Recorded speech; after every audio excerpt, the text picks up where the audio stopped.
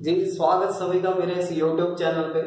तो आज का क्लास 12th का हमारा जो टॉपिक है उसका नाम है principle of superposition of charges, या फिर हम ये कह सकते हैं force on a point charge due to form of other charges.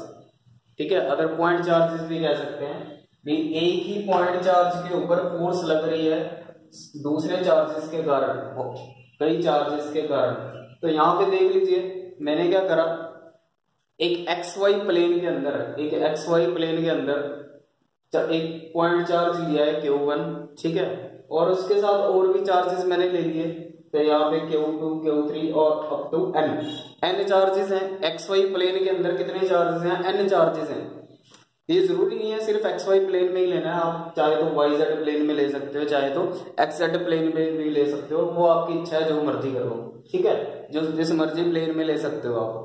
तो देखो है क्या, इसमें क्या दिया गया है, यहां से सभी को मैंने ओरिजिन से ज्वाइन करवा दिया, और हमको पता है ओरिजिन से जब मैं ज्वाइन कराऊंगा तो Q1 का पोजीशन वेक्टर कितना होगा? R1, Q2 का पोजीशन वेक्टर कितना होगा? R2, Q3 का पोजीशन वेक्टर कितना होगा? O से लेके एक पॉइंट तक का पोजीशन वेक्टर R3, और O से लेके Qn तक का पोजीशन वेक्टर कितना होगा?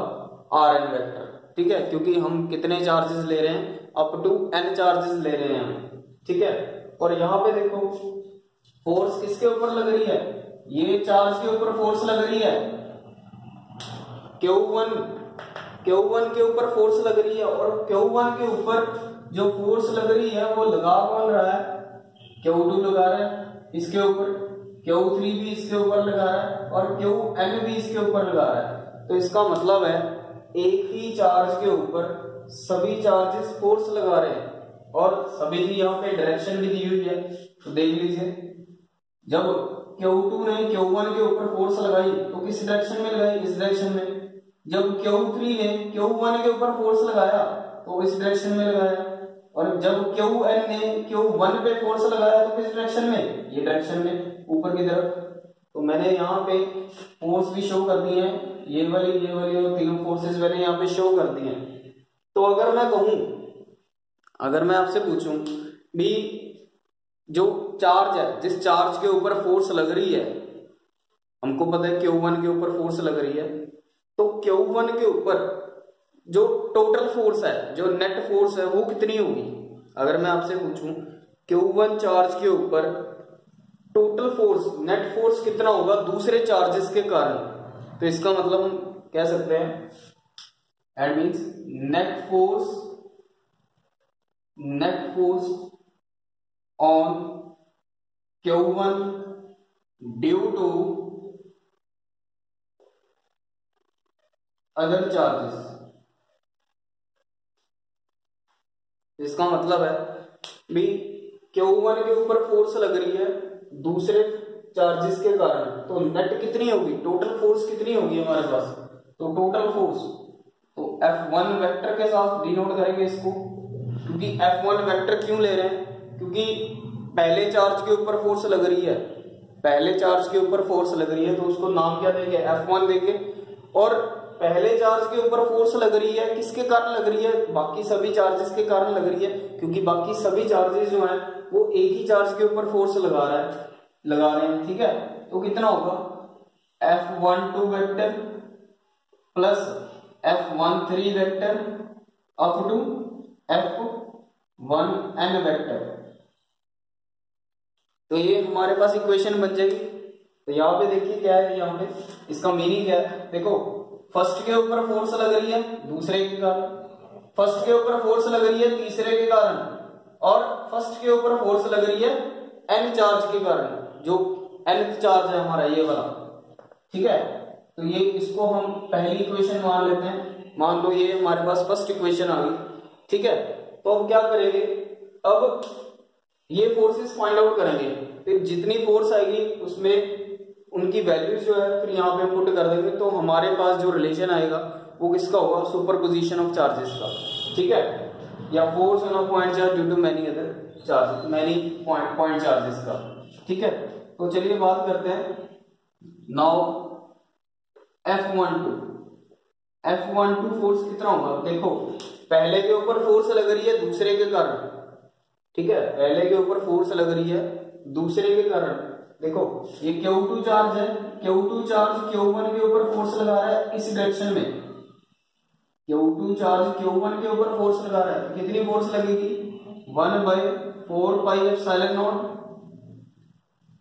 Q1 Q2, ठीक है, अपॉन देखो 2 से 1 तक लग रही है तो डायरेक्शन कैसी होगी? 2 से 1 तक, तो इसका मतलब डिस्टेंस कितना होगा? R21 स्क्वायर, R21 स्क्वायर, और डायरेक्शन साथ में शो कर रहा है तो यूनिट वेक्टर शो करेगा उसकी डायरेक्शन को, दैट मींस R21 कैप, ठीक है। तो ये हमारे पास फोर्स आ गई। सिमिलरली F13 की, ये भी F13 की वैसी आ जाएगी, तो सिमिलरली F13 तो वो कितनी होगी? 1/4πε0 Q1 Q3, क्योंकि जो थर्ड वाला चार्ज है वो 1 के ऊपर फोर्स लगा रहा है, तो R31 square into R31 cap, और ये क्या है? ये यूनिट वेक्टर है जो डायरेक्शन को रिप्रेजेंट करता है, ठीक है। अब इसके बाद फिर से सिमिलरली करके अब N फोर्स ये वाली फाइंड आउट करेंगे, तो F1N वेक्टर, तो ये फोर्स कितनी हो जाएगी? 1/4πε0 Q1 QN upon RN1 square into RN1 cap, तो ये हमारे पास तीनों फोर्सेस आ जाएंगी, ठीक है। तो अभी तीनों फोर्सेस को फर्स्ट इक्वेशन में पुट कर देंगे हम। तो यहां देखिए फर्स्ट इक्वेशन में पुट करने के बाद जो हमारा रिजल्ट आया, तो ये हमने फोर्स फाइंड आउट कर ली, ठीक है। तो ये वैल्यूज हमने यहाँ पुट कर ली जो मैंने आपको वैल्यूज बताई थी। ये F12 की वैल्यू ये है, F13 की वैल्यू ये वाली है, ठीक है, F1N की वैल्यू ये आ गई।